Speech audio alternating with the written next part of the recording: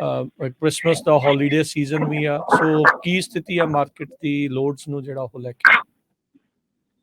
Loads ਨੂੰ ਲੈ ਕੇ still problematic ਹੈਗੀ ਆ। ਇੱਕ ਪੈਨਮਾ ਜਿਹੜੀ ਕੈਨਾਲ ਹੈਗੀ ਉਹਦੀ ਕ੍ਰਾਈਸਿਸ ਚੱਲ ਰਹੇ ਹੈਗੇ ਇਸ ਵੇਲੇ।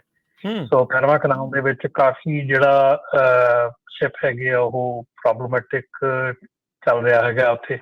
ਸੋ ਨਵੰਬਰ ਦੇ ਵਿੱਚ ਜਿਹੜਾ ਇੰਪੋਰਟਸ ਹੈਗਾ 9% ਵਰਸਸ ਅਕਤੂਬਰ ਫਾਲ ਹੋਇਆ, ਬੈਕ 9% ਘਟਿਆ ਹੈਗਾ। ਸੋ ਉਹਦੇ ਨਾਲ ਵੀ ਕਾਫੀ ਜਿਹੜਾ ਅਸਰ ਪਿਆ ਹੈਗਾ ਆ 2023 ਦੇ ਇੰਪੋਰਟਸ ਦੇ ਉੱਤੇ, ਜੋ 9% ਕਾਫੀ ਸਿਗਨੀਫਿਕੈਂਟ ਹੈਗਾ ਸੋ ਐਜ਼ ਕੰਪੈਰੇਟਿਵਲੀ ਅਕਤੂਬਰ ਦੇ। ਸੋ ਜਿਹੜੀ ਚੀਜ਼ ਹੈਗੀ ਆ ਕਿ ਇਸ ਵੇਲੇ ਲੋਡ ਜਿਹੜੇ ਹੈਗੇ ਆ ਡੈਫੀਨੇਟਲੀ ਘੱਟ ਹੈਗੇ ਆ। ਲੋਡਾਂ ਦੀ ਪ੍ਰੋਬਲਮ ਹੈਗੀ ਆ। ਰੇਟਸ ਜਿਹੜਾ ਇੱਕ ਟ੍ਰਡੀਸ਼ਨਲੀ ਇਸ ਵੇਲੇ ਜਿਹੜੇ ਆ ਕਾਫੀ ਕੰਮ ਜਿਹੜਾ ਘੱਟ ਜਾਂਦਾ ਹੈਗਾ। ਪਰ ਫਿਰ ਵੀ ਸਿਚੁਏਸ਼ਨ ਜਿਹੜੀ ਆ ਤੁਸੀਂ ਇਹ ਦੇਖੋ ਜੀ, ਇਸ ਵੇਲੇ ਜਿਹੜੇ ਕਲਾਸ 8 ਟਰੱਕਸ ਆ, ਜਿਹੜੇ ਆਪਣੇ ਇਸ ਵੇਲੇ ਵੱਡੇ ਟਰੱਕ ਹੈਗੇ ਆ, ਜਿਹੜੇ ਆਪਣੇ ਸਲੀਪਰ ਟਰੱਕਸ ਹੈਗੇ ਕਲਾਸ 8, ਉਹ 14 ਮੰਥ ਉਹਦੇ ਆਰਡਰ ਜਿਹੜੇ ਆ 14 ਮੰਥ ਹਾਈ ਹਿੱਟ ਕੀਤਾ ਨਵੰਬਰ ਦੇ ਵਿੱਚ। ਸੋ ਮਤਲਬ ਹੁਣ ਜੇ ਆਪਾਂ ਦੋਨੋਂ ਸਾਈਡਾਂ ਨੂੰ ਲਾ ਕੇ ਦੇਖੀਏ ਤੇ ਨਵੰਬਰ ਦੇ ਵਿੱਚ ਜਿਹੜਾ ਆ ਪ੍ਰੀਲਿਮਿਨਰੀ ਜਿਹੜੇ ਕਲਾਸ 8 ਟਰੱਕ ਆਰਡਰ ਹੈਗੇ ਆ 41,700 ਯੂਨਿਟ ਵਿਕੇ ਹੈਗੇ ਆ, ਜਿਹੜੇ ਕਿ 9,000 ਯੂਨਿਟ ਤੇ ਵੱਧ ਹੈਗੇ ਆ ਅਕਤੂਬਰ ਨਾਲੋਂ, ਈਅਰ ਅਗੋ ਨਵੰਬਰ ਨਾਲੋਂ।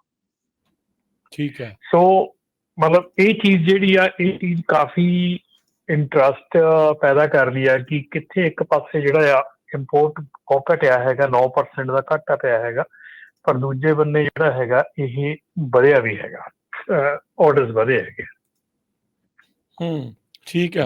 ਸੋ ਪੈਨਾਮਾ ਦੀ ਖਬਰ ਤਾਂ ਇਹ ਆ ਹਰਜੋਤ ਸਿੰਘ ਜੀ, ਰਮਨ ਜੀ, ਵੀ ਕਹਿੰਦੇ ਵੀ ਜਿਹੜੀਆਂ ਸ਼ਿਪਿੰਗ ਕੰਪਨੀਜ਼ ਆ ਉਹ ਮਿਲੀਅਨਸ ਆਫ ਡਾਲਰ ਦੇਣ ਨੂੰ ਤਿਆਰ ਨੇ ਵੀ ਸਾਡੀ ਲਾਈਨ ਦੇ ਵਿੱਚ ਮੋਹਰੇ ਉਸਨਾਂ ਨੂੰ ਲੈ ਕੇ ਆਇਆ ਜਾਵੇ। ਮੈਨੂੰ ਲੱਗਦਾ ਸੂਇਜ਼ ਕਨਾਲ ਦੀ ਕੁਛ ਸਾਲ ਪਹਿਲਾਂ ਜਾਂ ਕੁਛ ਮਹੀਨੇ ਪਹਿਲਾਂ ਜਦੋਂ ਪ੍ਰੋਬਲਮ ਆਈ ਸੀ, ਉੱਥੇ ਇੱਕ ਸ਼ਿਪ ਫਸ ਗਿਆ ਸੀਗਾ ਤੇ ਚੰਗਾ ਜਦੋਂ ਉਹ ਸਪਲਾਈ ਚੇਨ ਦਾ ਚੰਗਾ ਰੌਲਾ ਜਿਹੜਾ ਉਸਦੇ ਵਿੱਚ ਉਸਨੇ ਜਿਹੜਾ ਉਹ ਪਾਇਆ ਸੀਗਾ। ਸੋ ਕਹਿੰਦੇ ਵੀ ਕਾਫੀ ਜਿਹੜਾ ਇਸ ਟਾਈਮ ਸਥਿਤੀ ਮਾੜੀ ਚੱਲ ਰਹੀ ਉੱਥੇ। ਪ੍ਰੋਬਲਮ ਇਸ ਵਾਰ ਰਮਨ ਜੀ, ਹਰਜੋਤ ਜੀ, ਇਹ ਆਈ ਆ ਵੀ ਡਰਾਊਟ ਕਰਕੇ ਪੈਨਾਮਾ ਕਨਾਲ ਦੇ ਵਿੱਚ ਪਾਣੀ ਇਸ ਟਾਈਮ ਬੜਾ ਘੱਟ ਦੇਖਿਆ ਜਿਹੜਾ ਹੋ ਗਿਆ ਹੈਗਾ, ਲੋਵੈਸਟ ਲੈਵਲਸ ਦੇ ਉੱਤੇ ਆ, ਜਿਹਦੇ ਕਰਕੇ ਸ਼ਿਪਸ ਨੂੰ ਨੈਵੀਗੇਟ ਕਰਨ ਦੇ ਵਿੱਚ ਕਾਫੀ ਮੁਸ਼ਕਿਲ ਵੀ ਜਿਹੜੀ ਉਹ ਨਾਲ ਦੇ ਨਾਲ ਆ ਰਹੀ ਹੈਗੀ ਆ ਜੀ। ਕ੍ਰਿਸਮਸ ਦਾ ਹੌਲੀਡੇ ਸੀਜ਼ਨ ਵੀ ਆ, ਸੋ ਕੀ ਸਥਿਤੀ ਆ ਮਾਰਕੀਟ ਦੀ ਲੋਡਸ ਨੂੰ ਜਿਹੜਾ ਉਹ ਲੈ ਕੇ? ਲੋਡਸ ਨੂੰ ਲੈ ਕੇ ਸਟਿਲ ਪ੍ਰੋਬਲਮੈਟਿਕ ਹੈਗੀ ਆ। ਇੱਕ ਪੈਨਮਾ ਜਿਹੜੀ ਕੈਨਾਲ ਹੈਗੀ ਉਹਦੀ ਕ੍ਰਾਈਸਿਸ ਚੱਲ ਰਹੇ ਹੈਗੇ ਇਸ ਵੇਲੇ। ਸੋ ਪੈਨਮਾ ਕੈਨਾਲ ਦੇ ਵਿੱਚ ਕਾਫੀ ਜਿਹੜਾ ਸ਼ਿਪ ਹੈਗੇ ਆ ਉਹ ਪ੍ਰੋਬਲਮੈਟਿਕ ਚੱਲ ਰਿਹਾ ਹੈਗਾ ਉੱਥੇ। ਸੋ ਨਵੰਬਰ ਦੇ ਵਿੱਚ ਜਿਹੜਾ ਇੰਪੋਰਟਸ ਹੈਗਾ 9% ਵਰਸਸ ਅਕਤੂਬਰ ਫਾਲ ਹੋਇਆ, ਬੈਕ 9% ਘਟਿਆ ਹੈਗਾ।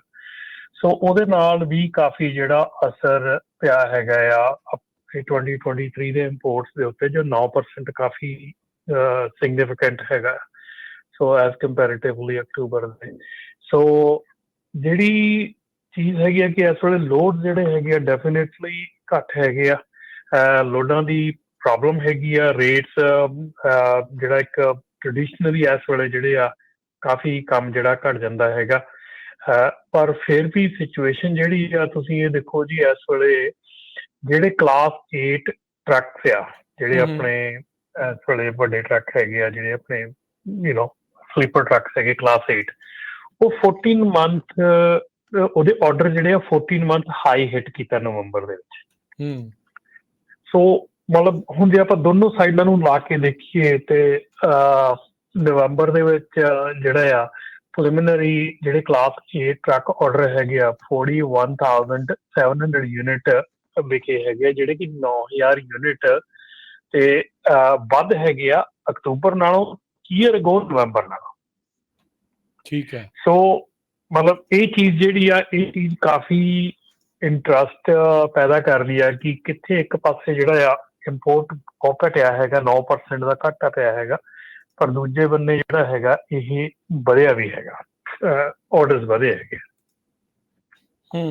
ਠੀਕ ਆ। ਜੀ। ਸੋ ਪੈਨਾਮਾ ਦੀ ਖਬਰ ਤਾਂ ਇਹ ਆ ਹਰਜੋਤ ਸਿੰਘ ਜੀ, ਰਮਨ ਜੀ, ਵੀ ਕਹਿੰਦੇ ਵੀ ਜਿਹੜੀਆਂ ਸ਼ਿਪਿੰਗ ਕੰਪਨੀਜ਼ ਆ ਉਹ ਮਿਲੀਅਨਸ ਆਫ ਡਾਲਰ ਦੇਣ ਨੂੰ ਤਿਆਰ ਨੇ ਵੀ ਸਾਡੀ ਲਾਈਨ ਦੇ ਵਿੱਚ ਮੋਹਰੇ ਉਸਨਾਂ ਨੂੰ ਲੈ ਕੇ ਆਇਆ ਜਾਵੇ।